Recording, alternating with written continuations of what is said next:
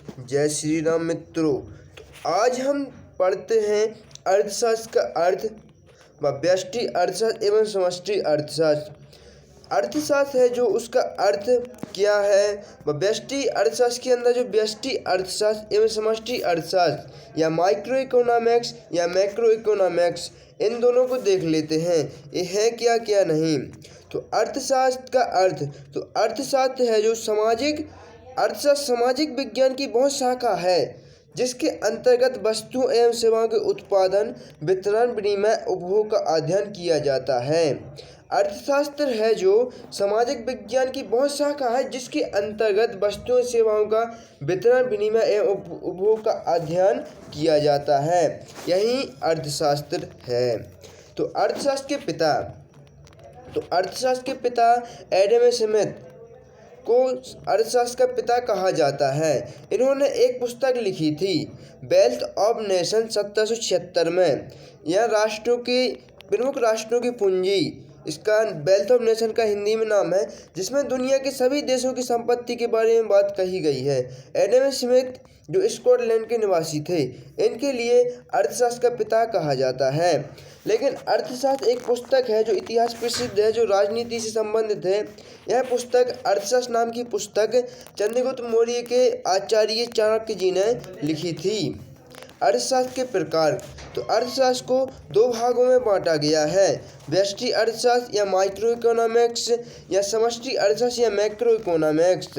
तो इन दोनों प्रकारों में अर्थशास्त्र को बांटा गया है। तो अर्थशास्त्र में देख लेते हैं व्यष्टि अर्थशास्त्र या माइक्रो इकोनॉमिक्स। तो व्यष्टि अर्थशास्त्र का पिता रागनार फिस्को कहा जाता है।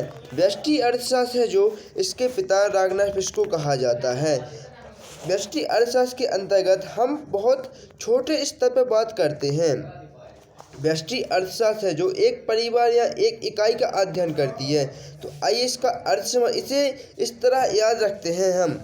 तो मोबाइल में माइक्रो या एसडी कार्ड, अपना मोबाइल में चिप होती है जिसके लिए हम एसडी कार्ड बोलते हैं, इसका मतलब होता है वो पहले से भी छोटा कर दिया गया है, अर्थात व्यष्टि मतलब छोटा।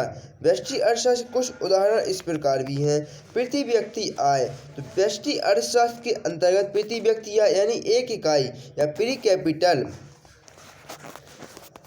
एवं मांग एवं आपूर्ति, डिमांड एंड सप्लाई, राजस्व, तो राजस्व ये भी एक इकाई के अंतर्गत आता है।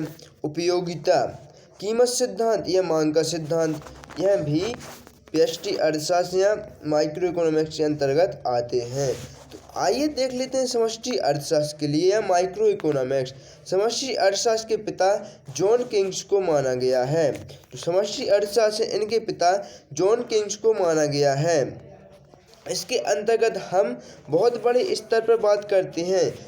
यह एक व्यष्टि का विपरीत है, अर्थात जो व्यष्टि अर्थशास्त्र यह एक इकाई का अध्ययन करती है, लेकिन समष्टि अर्थशास्त्र जो संपूर्ण इकाइयों का अध्ययन करती है। उदाहरण के लिए यदि व्यष्टि अर्थशास्त्र अकेले मध्य प्रदेश का ब्यौरा एकत्रित करेगी तो समष्टि अर्थशास्त्र पूरे भारत का ब्यौरा एकत्रित करेगी।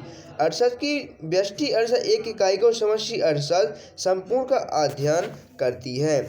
तो व्यष्टि अर्थशास्त्र के अंतर्गत हम राष्ट्रीय आय, नेशनल इनकम, इसका अध्ययन भी करते हैं। योजना, अर्थात जो अभी वर्तमान में मान लो भारत सरकार ने कश्मीर से 370 हटाई, तो यह भी एक पूर्णतया योजनाबद्ध तरीके से संपूर्ण देश में लागू इसकी योजना बनाई गई थी और कश्मीर से 370 धारा हटा दी गई, यानी योजनाबद्ध, यानी कश्मीर के एक हिस्से से नहीं हटाई है कि लद्दाख या श्रीनगर से, बल्कि संपूर्ण कश्मीर से हटाई गई है। तो यह भी समष्टि अर्थशास्त्र के अंतर्गत आ जाएगा। कर, तो कर है जो संपूर्ण व्यक्तियों पर लगाए जाते हैं। बजट, तो बजट भी पूरे देश का मिला के बनाया जाता है। बैंकिंग भी सभी के लिए है, सार्वजनिक भी है। अगर हम केवल एक व्यक्ति आय के बारे में आंकलन कर रहे हैं, यदि हम एक व्यक्ति की आय का आंकलन कर रहे हैं तो वो हो जाएगा व्यष्टि अर्थशास्त्र, बल्कि यह छोटे स्तर पर बात कर रहे हैं तो अंततः माइक्रो या पार्ट होगा। जबकि जब पूरे देश की आय का अर्थात संपूर्ण आय का अध्ययन कर रहे हैं तो वो हो जाएगा समष्टि अर्थशास्त्र या माइक्रो इकोनॉमिक्स।